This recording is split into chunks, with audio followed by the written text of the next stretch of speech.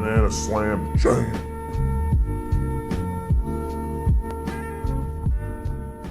How you doing, good sir? I'm doing well. How about yourself? Not bad, man. Welcome everybody. This is the second episode officially of the new Wombo Combo podcast. To start us off today, just to give a general summary, we're going to be the recent event that is going to influence the episode is the Sumail kick, or whatever you want to call it, from OG. With our experience playing on teams, I'm sure we both have plenty of stories, and I don't want to say, our own idea of what it means to get kicked, what it's like to get kicked, who does the kicking, how it's decided, all that kind of stuff. So, with that in mind, how are your pubs this week, monkeys? Oh, my pubs have been wonderful. I'm back to 9K, so Very cool. I'm chilling. Rubbing it in, I see. Already a good way to start the nice flex, bro. I saw you streaming a little bit. You guys also had, I saw you 2-0'd Business Associates. Did you have any other games? Business this week? and Quincy Crew. You We 2-0'd both. You Yeah, 2-0'd we 2-0'd both Quincy of them. Crew. Damn. What's the secret, man? What's the secret? We just kind of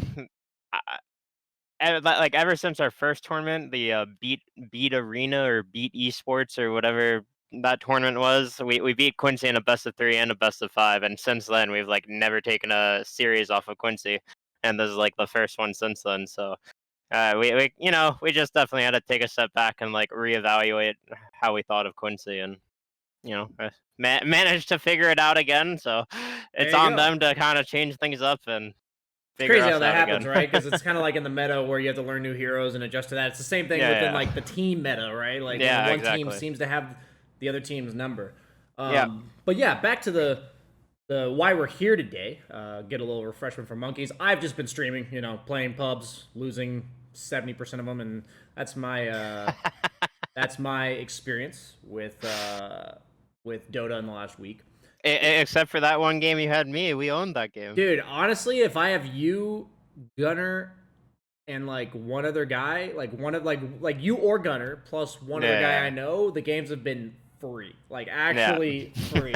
Like somebody I know I can communicate with, and I have a general idea of how they're gonna play, and also they have a general idea of like how I'm gonna play. I'm like, dude, these games are so easy. I'm a shitty pub player, man. I can't play. I'm like being familiar with your teammates goes such a long way in pubs. It really, really does. Definitely, surprisingly so. You'd think in pubs it's much less about team coordination, but at the highest level where we have to play against each other, that's such an awful mentality. All of Dota is a team game, man. Like pubs, competitive, everything. Like whether you like it or not, this is a 5v5 game. You have to treat it as such. Yeah, people, even in our bracket, don't do a very good job of that. That's very true. Speaking of 5v5, so what was your initial reaction when you saw that Sumail departed from OG? I mean, definitely a bit of surprise, but like, I don't know. With everything going on in the world right now, and like esports basically getting put on hold, nothing really surprises me too much right now, because I mean, you don't really know what's really going on with borders being closed. Like maybe Sumail was like really tired of playing on ping or something like that, and things just weren't working out. Like I don't know, that there's a lot of reasons for stuff like this to be happening right now. So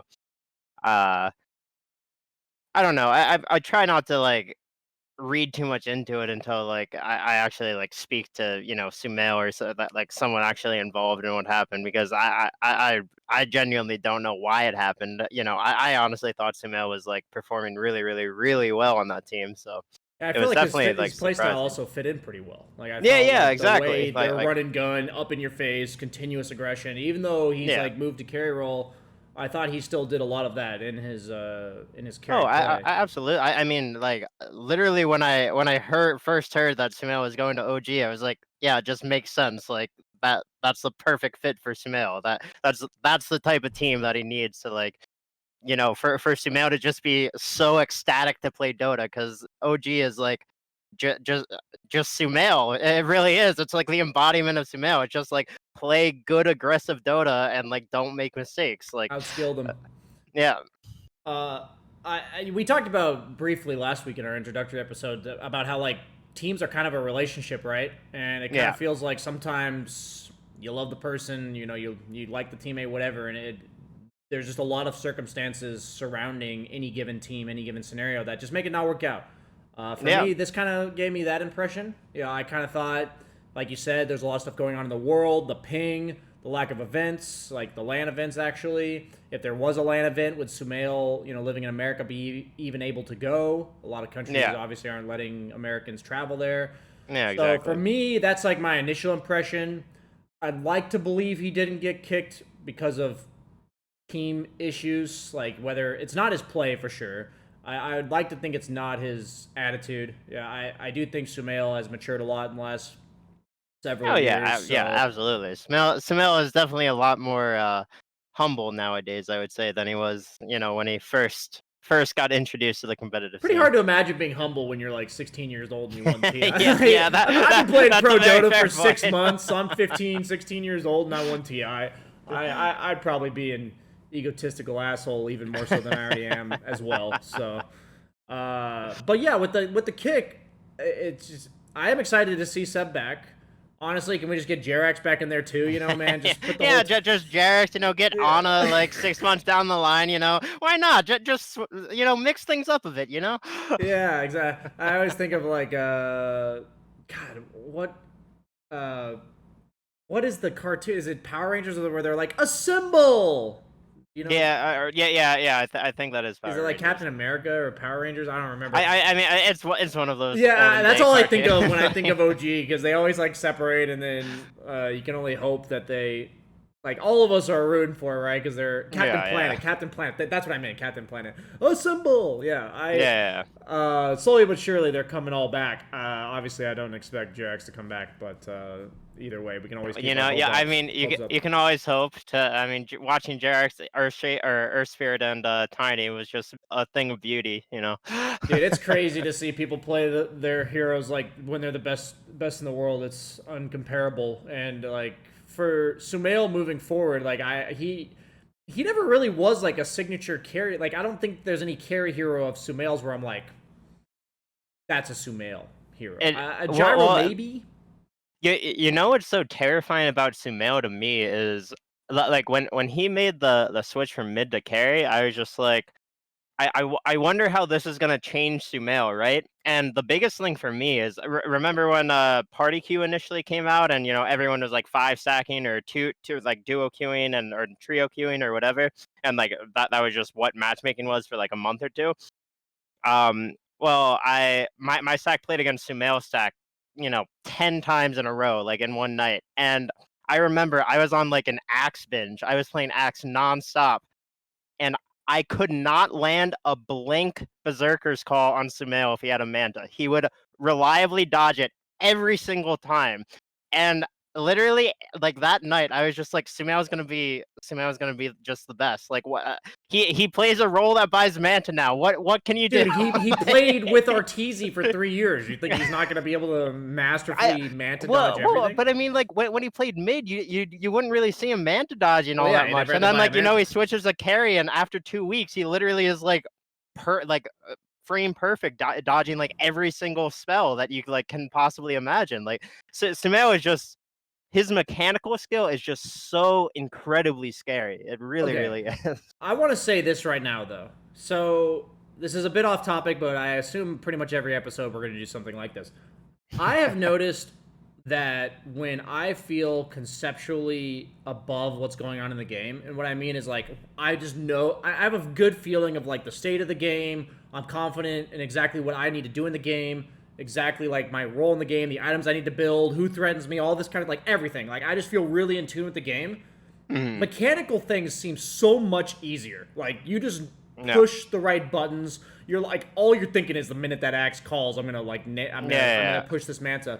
And I feel like Sumail is just one of those players in the world that is not only mechanically gifted, but after watching him play carry, I just get that his overall knowledge of the game is just insane. Because, like, you move from one role to the other, and most players, even players like Rezo, who I think has really come into his own as an offlane player, when they come in, like when they started that role, they looked bad. Like they look like they're out of place. And I watched Sumail play carry for like the first month that he did, and I was already learning. I was like, holy shit, like this guy knows more about the carry role than I do, and he's never even played it.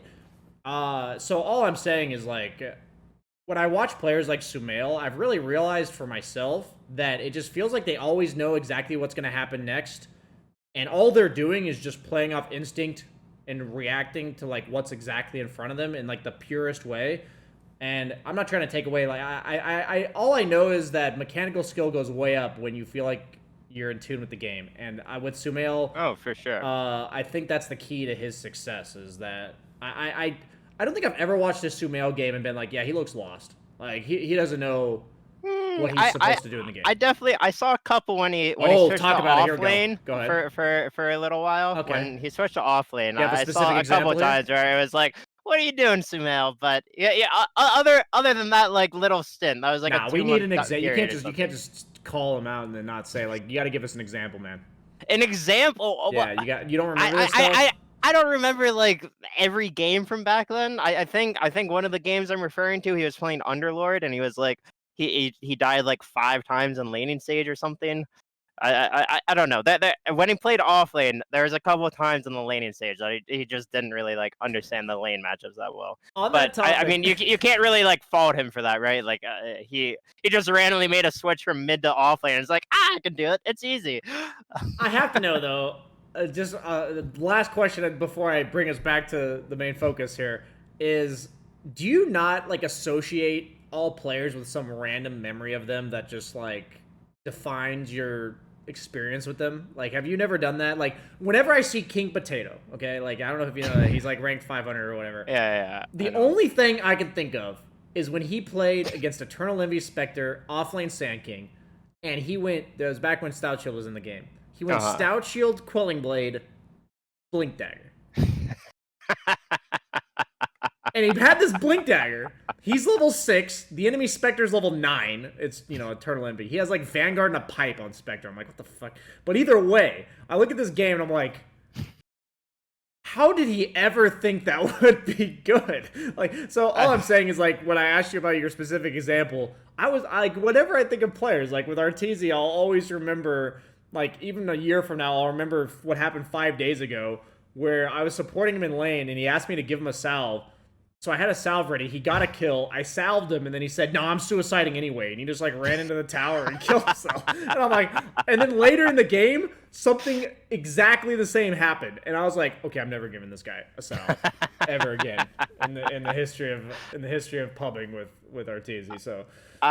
I don't know if I have like specific memories like that of people, or I mean, like I don't know. Dota is such a wild game. So many random variables happen on such a frequent basis. Like it's really difficult to, or at least for me, because like the main thing I'm thinking about when I'm playing Dota is myself and how I can improve and like what I should be doing differently, or like how I should change my mentality for certain things and stuff like that.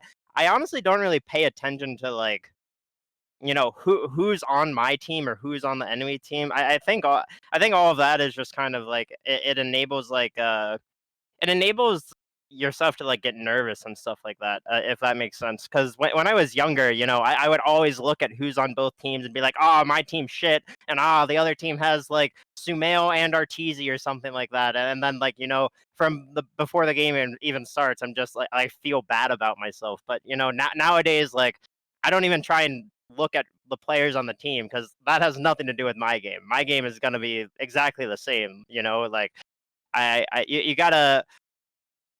I don't know. I feel like I kind of got a little off track there, but I agree with you. Overall, like I will. That's something I do want to talk about in future episodes for sure. But I'm always fine if we dabble into that. My overall approach has been if I try to think about anything other than me, Dota becomes so overwhelming that I'll mess up. Yeah, even exactly. more. Because there's so many variables out of your control, right? Like you can't like get. You can't really worry about every single thing that's happening in the game, if that makes sense. Some of like, it's just not your job. That's why there's 5 players. Yeah, exactly. Right? Like you can only control what you're supposed to be doing in the game, and that's what I really try and focus on. Like nowadays when I play pubs, like absolutely, I just go into the pub and I'm like I'm gonna play Dota properly. Whatever my team does, that's what they do, right? Like my first instinct when I'm tilting is to start thinking about what all my other teammates should be doing that they're not doing. Like Yep. that's like if I'm ever in like that's a dangerous rabbit if hole. I'm right in a there. good frame of mind, I'm always like purely focused on what I can do next, what my hero's capable of, all that kind of stuff. But into the rabbit hole, I'm officially, shutting it down right there. So I wanted to tie in like the Sumail kick and everything, or whatever you want to call it. This case, we kind of came to the conclusion, it sounds like mutually, that we both thought it was just extenuating circumstances, and most likely is just the logistics of the situation. That's kind of Yeah. like what we. I mean, you never really know what You never goes know. on with like the inner workings of teams, right? I mean, like with me and you and VGJ Storm, like we thought that was going to be a long-term like endeavor, right? And then 2 weeks in, we're without a mid player, no replacement. So like, sometimes like Dota just kicks you while you're down, right? And you just gotta keep on going, figure out what's next. So I don't think Sumail's made any official announcement of what he would plan to do. From my perspective, Yeah, I haven't seen anything I haven't from seen him. it yet myself. I feel like our experience is hard to compare to his, right? Because with all due respect to either of us, like Sumail is literally, Sumail. Yeah. He's Yeah. probably like the best player, if not top 3 in the entire NA region. And for me, it's like when you're a player like him, you talked about last week how you really needed some time off from a team, collect yourself, figure out like what's important to you, all that kind of stuff. And now when you're back on a team, it's like for you found the right circumstances, you found the people you wanted to play with. When you get kicked, right? Mhm. Or you end a team, what would you say? I don't even want to say like what does it feel like, but like what goes through your head? Like, do you just say like fuck Dota for like the next week, or do you I'm gonna give my thoughts on this right after, by the way. But. Yeah. So I've had a lot of different instances about of being on different teams and whatnot. I've been competing since 2012, so like I've been around the block a few times. But like I guess I'll speak about the most recent like kick I experienced, which is like the most fresh in my mind or whatever, and that would be the right after the Paris Major when I was playing with Complexity. We got we ended up beating Beast Coast, which was the team IX Mike Eternal Envy, that stack, and we didn't get last place, but then we lost to, like LGD in the main stage or something, and uh after that, like basically we continued to scrim after we got eliminated from the tournament, which in hindsight I think that is such like a bad idea. We Like did you that on don't VGJ. yeah, what? We did that on VGJ. Oh yeah, we did. Actually. I got a story. I got a story for that after. Yeah. But that is just so incredibly bad for just like team environment and like personal mentality and everything. And I definitely I feel like I learned a lot from those circumstances. But anyways, we played scrims the day after we got eliminated. I was feeling really sick as well. But like I think I got land flu or whatever when I was there. So like I for like the 2 days after we got eliminated, like I just wanted to be in my hotel bed, just like trying to sleep that shit off, because being sick and playing Dota is an awful feeling. I don't know if you've ever done it, but it's not fun. But anyways, we played scrims, and I got in a disagreement with how we play the laning stage with them, like pretty heavily. And honestly, that was like one of the only disagreements that happened in my entire like month and a half with Complexity, like that iteration of Complexity. And so we had a disagreement. Like scrims didn't go that well. I think we went 1-3 in scrims, but I mean these are all major teams that were scrimming. So like 1-3, like I don't know. It's not that bad in my head as long as you learn from it, right? But anyways, I go back to my hotel room right after scrims end, and I just want to like sleep everything off and whatnot. And Galv Miracle, he comes to the hotel room at like midnight or something. I ask him, I'm like, do we have scrims tomorrow? And he just says, yep, we're just meeting in the practice room at 11 a.m. And I'm like, okay. So then I go down there and I open the door at 11 a.m. Nobody else is in the room except for me. And I just sit down, and literally at that moment when I saw nobody else, I was like, I'm getting kicked. I knew it. Like immediately. And then, like a couple of people start coming in, and then 343 Adam, he comes in and he's just like, yeah, we're not going to continue with you. We want to go with someone else for TI qualifiers.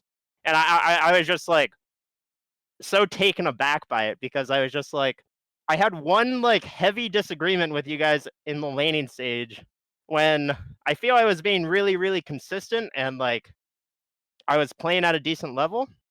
So it was like really, really out of nowhere, and I was like pretty good friends with everyone on that team. In all honesty, like I spoke to all of them constantly, like in and out of game, and like we just had a lot of fun together. So when they kicked me after just like a month, and like we honestly didn't do that bad at the major. Like we beat Fnatic in a best of three.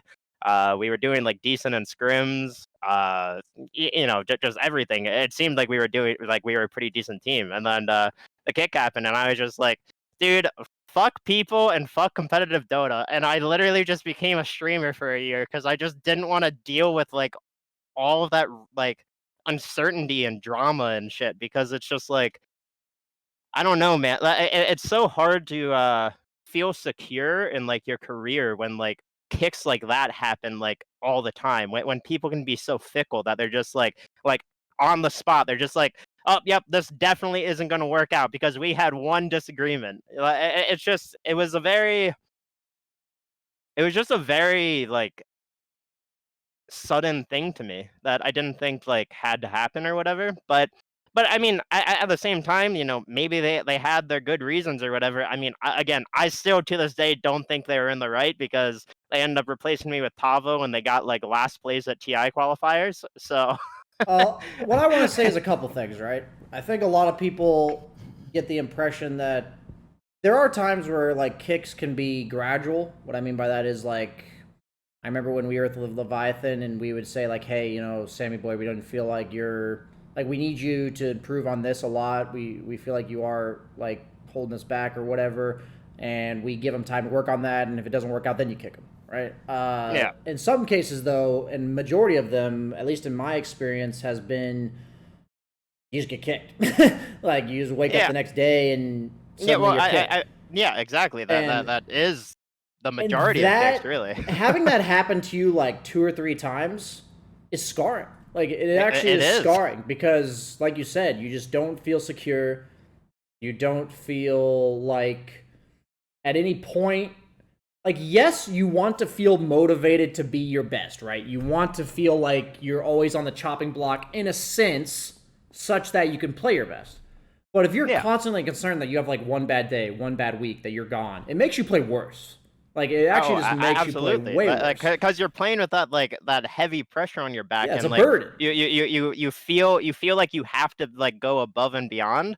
But like Dota isn't always about going above and beyond. Dota is just about like, understanding what you're supposed to be doing in what situation. You don't have to be 100% all the time. You can be at like 80%, and it's great. Yeah. Like as long as you're like consciously aware of exactly what you're supposed to be doing in Dota.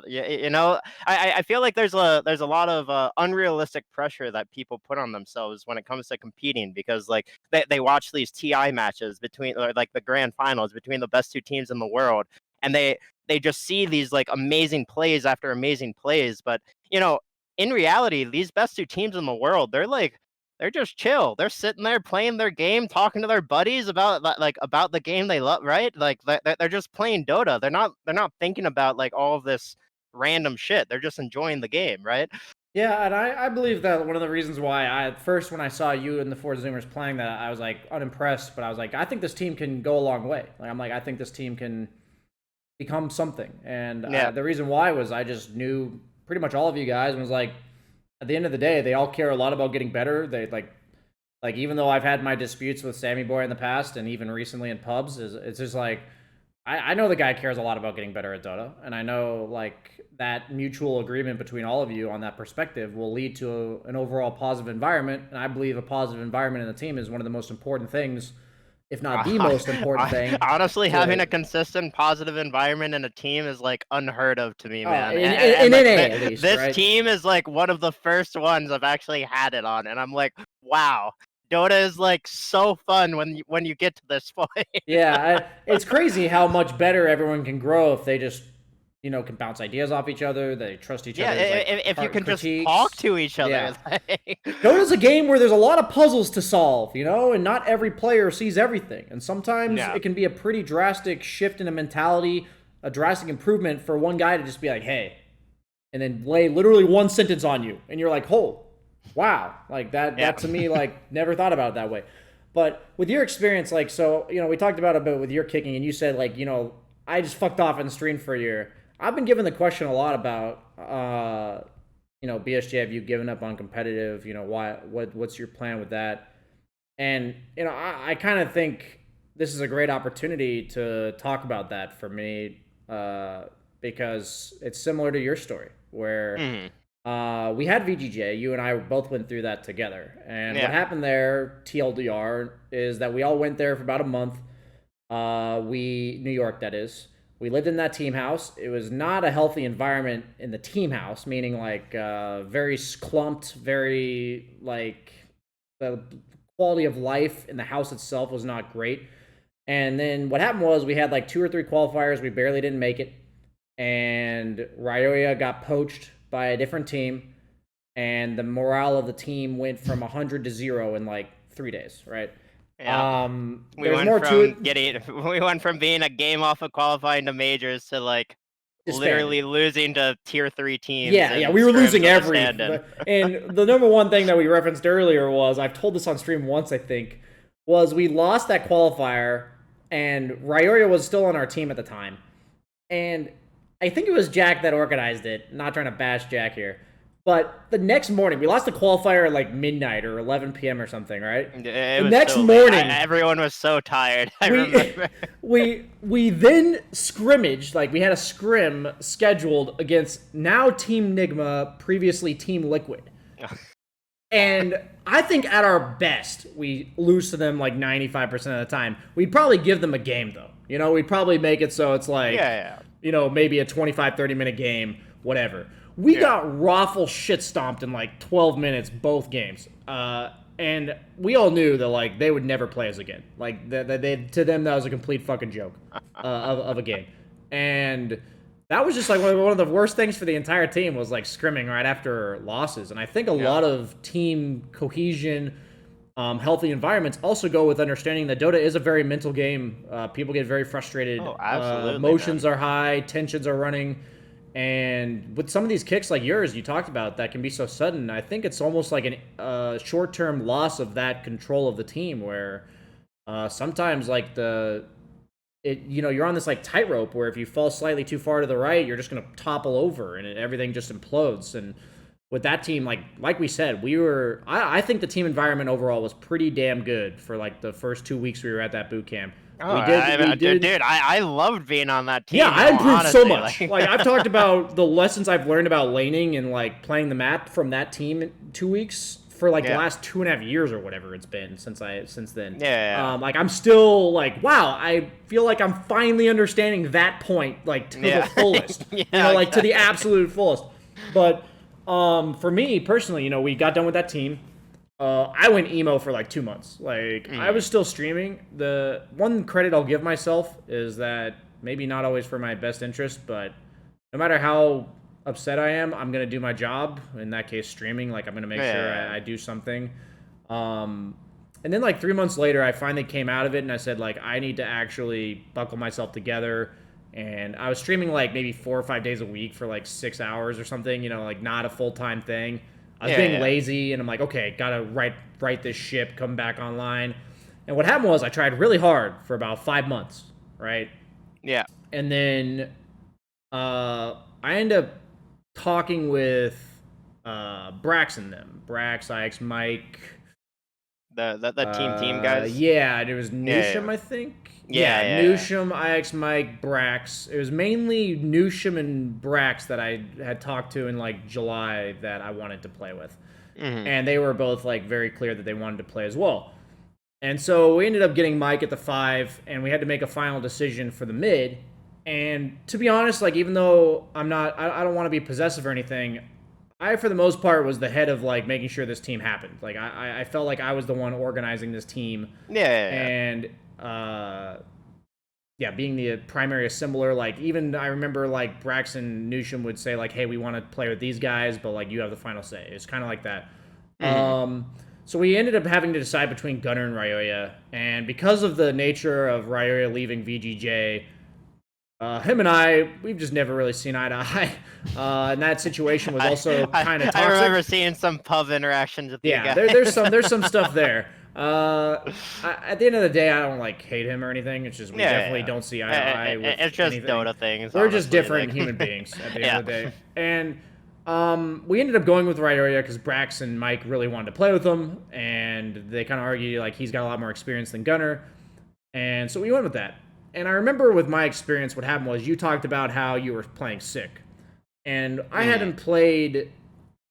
So I had been playing a lot of carry, but back then I felt like my mentality towards improvement, like when I look back on myself, I'm like, God, I was stupid.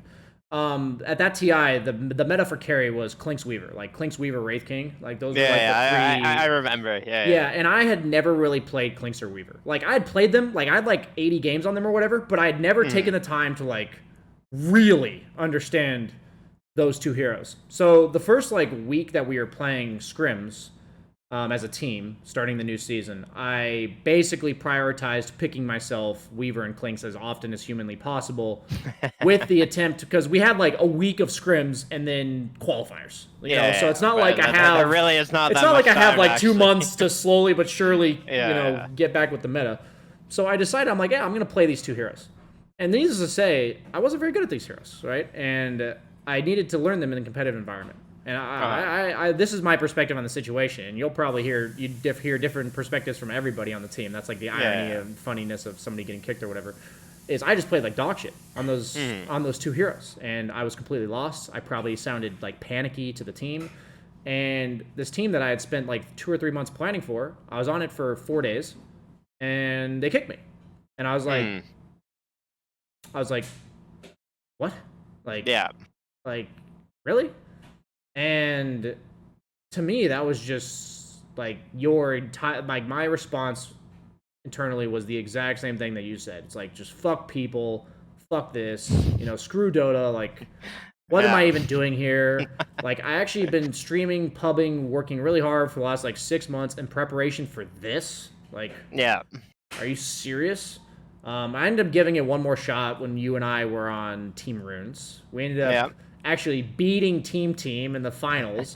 I'd like to give a shout out to Ryoya for trying to solo kill me twice on the opposite side of the map from his team. I remember and you feeding just those games away. On about that. Dude, Ryoya's hate for me was what got us into that LAN. I will 100% say that we should not have won those games that he completely threw. But moving on. We played on that team and obviously did not have very good success. Last place at the minor. And for me, from then on, it was just like a series of like feeling like I came up short, and a lot of those minor moments of, like you said, fuck this, And for me, like, I'm not in the same situation as someone like Sumail, but I know last year Sumail, he basically said like, I'm gonna wait for the perfect opportunity for a team. And in his case, it's like, I gotta find players that are good enough to play with me. In my case, and similar to yours, it's just like, I want to find players that I truly believe in and would enjoy playing with. Otherwise, it's just not fucking worth it. Like, screw that. I had a very similar mentality to that. I for the entire year I was streaming, people would keep going. Like I think I hit 9K at like the beginning of this year or something like that, and people were just like, "Wow, monkeys! Like, when are you gonna be on a team? Like, we always see you like doing great in pubs and stuff." And I'm just like, it's a team is not something you force, right? Like, it is something that you like you have to wait for the right opportunity to present itself. Like, you have to want to play with the players for it to actually be a team and not a stack, right? Like, you have to find 4 other people that have a similar thought process as you, have a similar attitude, like have a similar mentality. Like, they want to, they're so hungry to win that they're not so egotistical that they're just like, oh, I'm already the best. I put in 20,000 hours in Dota. I don't have to try that hard anymore. You and everyone else on the team. Like I feel like there's so many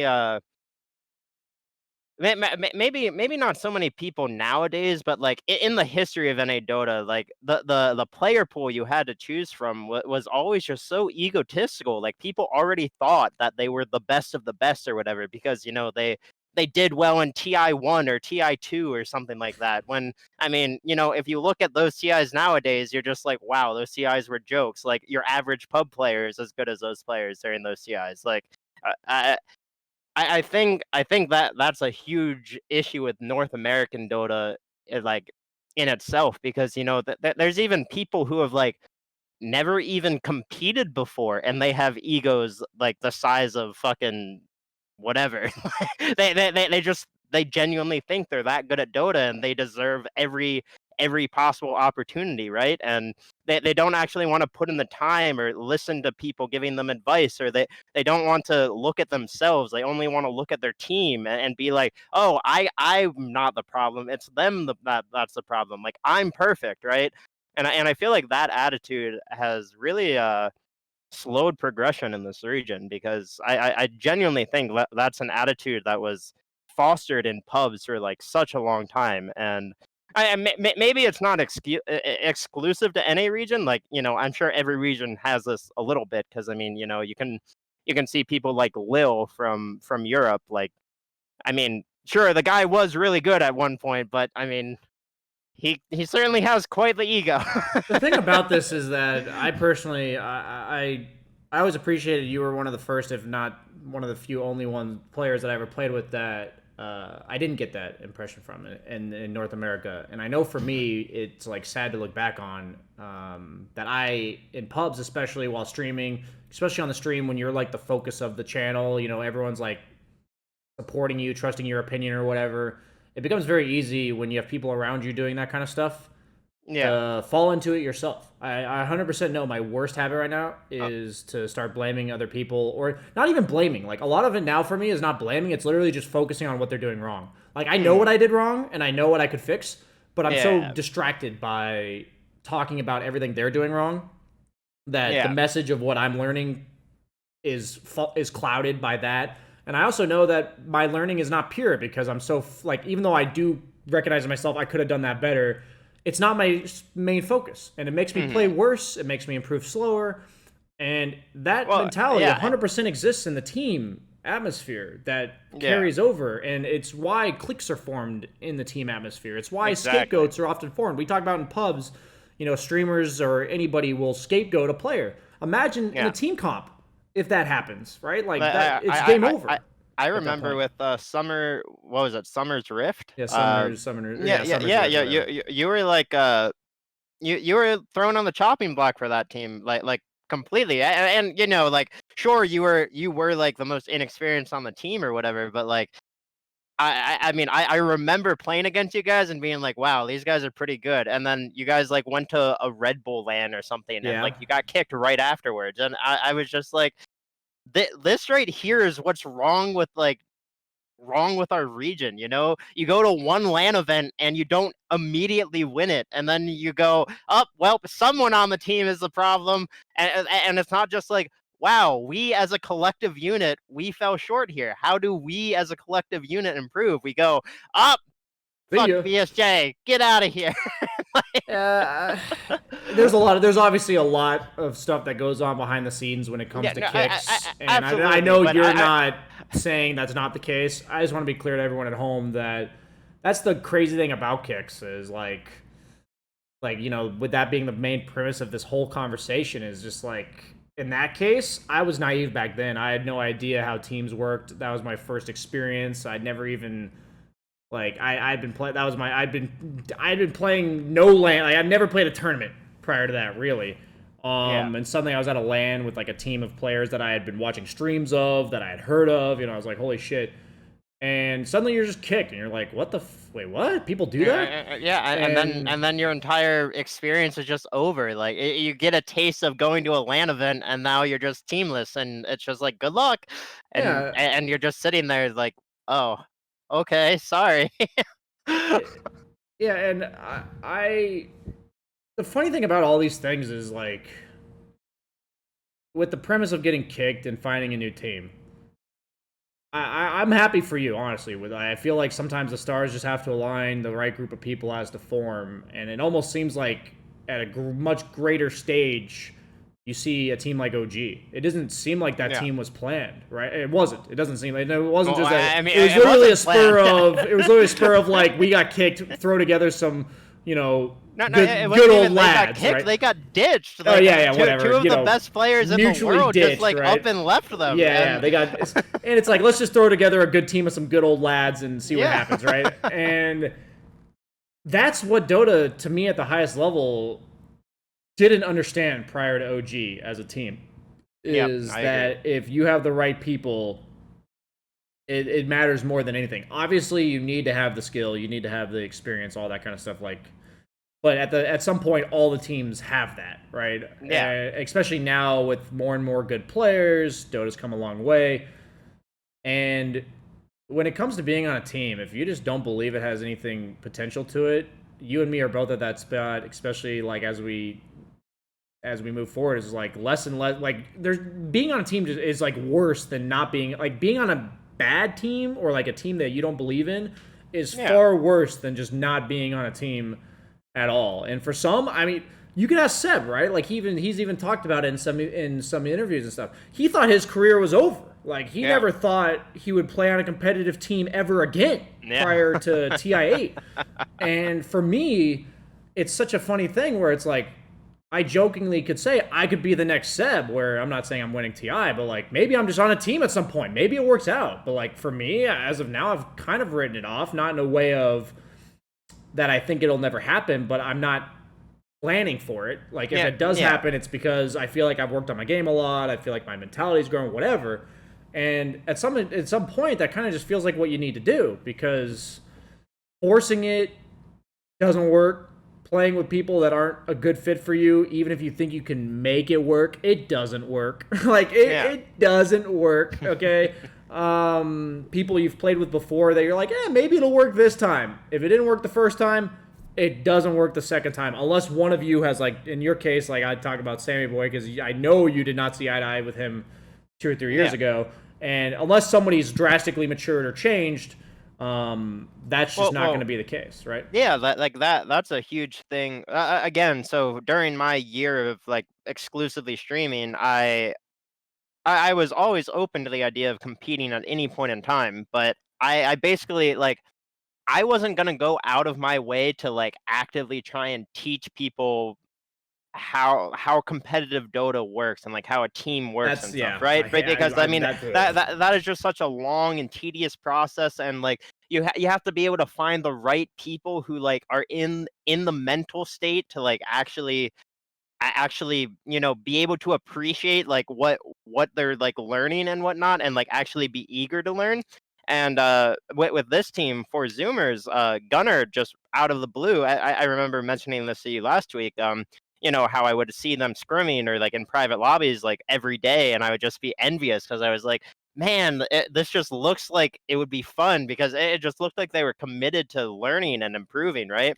And then one day Gunnar just suddenly out of the blue messages me like, hey, you want to try some games with my team and just play? And I'm just like, oh yeah, let's see what happens. And within 2 weeks, every single player on this team has proven that like they're hungry, they're here to like win and improve. Like feelings aside and everything, it's just they want to understand Dota at the highest level, and that is what you need. Like you need an entire squad that just they want to be the best. They want to watch better teams than them and be like, oh wow, I didn't think of that, and like be able to like accept that they didn't know everything about the game, right? Like they're still learning. They see something and they're like, wow, that's so cool. We should try that. How can we make this work, right?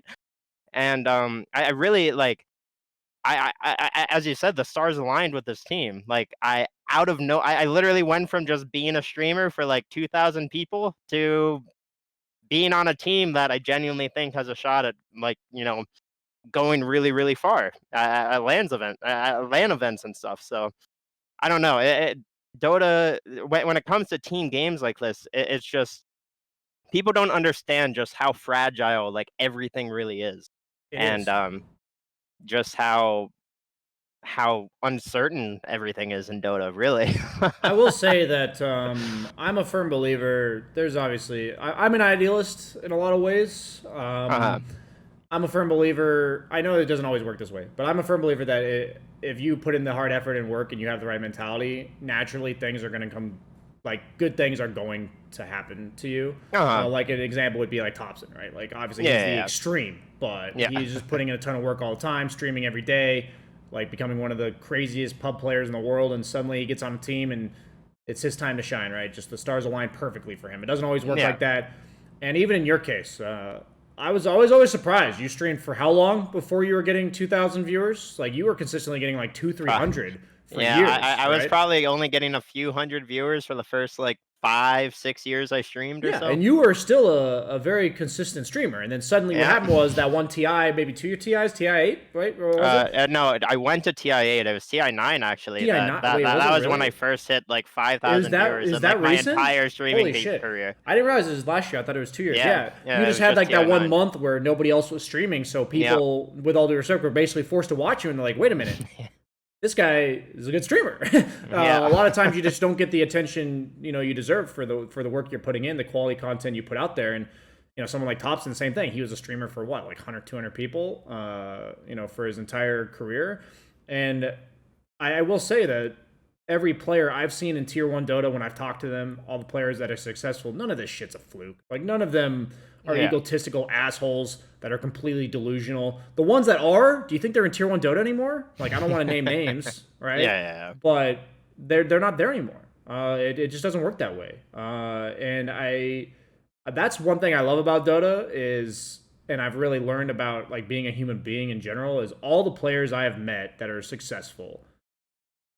You talk to them, you hang out with them for like 5 hours minimum, like maximum even, like you can probably establish it quicker than that. Yeah. You're like, wow, I see why this guy is a world class player. Like I get it. Like I get his mindset, I get his mentality, I get his work ethic, and there's just no flukes. I don't believe in flukes after experiencing and firsthand just talking to these players, even the coaches. The people in general, the successful people, and Absolutely, man. And I want to give a shout out to like the people who've taught me a lot about the mindset that it takes. I think this is a constant work in progress, like for everyone, right? For me, I have relapses on stream where I go back to my old habits. I'm sure everyone to some extent does. Oh, I mean, dude, even me, I tilt sometimes. Yeah, I've heard of your tilting. I'm like, a shitter. I ask people for clips, but it's hard to find. Everyone does it, and I think for people watching, it's not meant to be some inspirational speech, but it's meant to be, people want to work with you if you show the desire to be better. Like whenever I'm coaching people, whenever I'm like even just talking to my viewers, you can tell in the questions they ask whether or not they really care about getting better.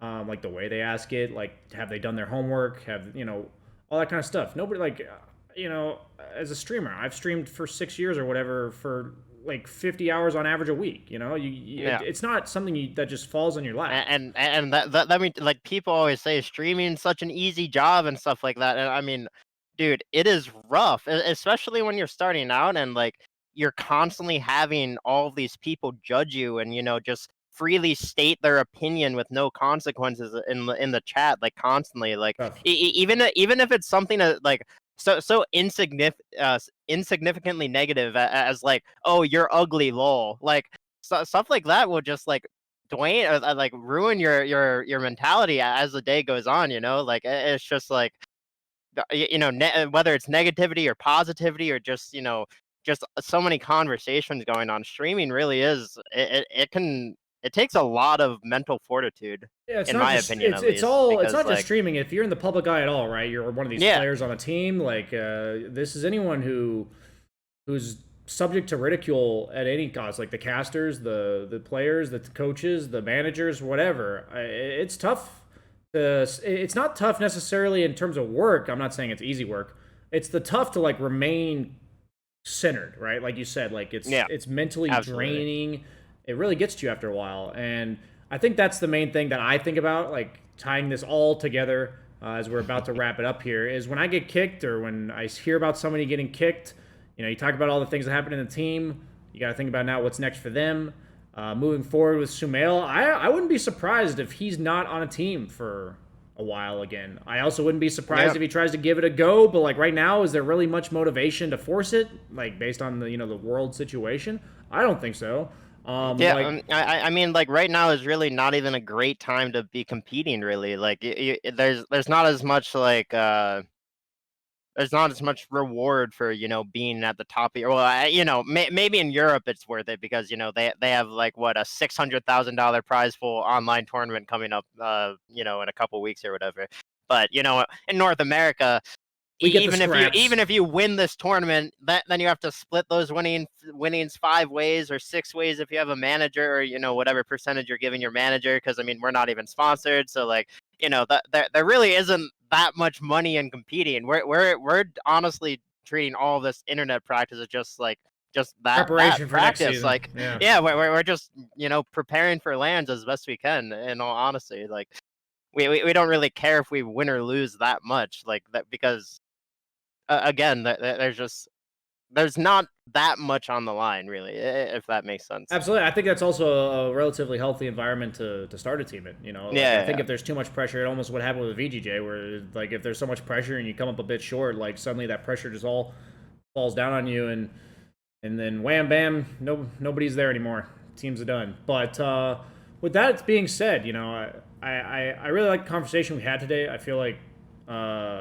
Every week for people watching, you're probably going to get a little bit of rambling or a lot, but we want to stay on some central topic about what it's like to be a Dota player, caster, streamer, personality, the dynamics of what's going on in the scene, and if there's nothing that ever happens in the scene that week, we'll kind of just choose a topic. But this week we chose to talk about team dynamics and getting kicked because of the Sumail news. So moving forward, do you have any last comments before we wrap it up for this week? Just try to be kind to each other in the Dota community. I feel like everyone could use some kindness nowadays. Yeah, maybe commend that support after he didn't feed in your lane. Maybe just do that one little nudge towards good spirits in the Dota community. So, with that being said, thanks for watching, everybody. Hope you enjoyed the show. We'll be back next week, and look forward to talking to you again, monkeys. Yep, you as well. Have a good one, everyone.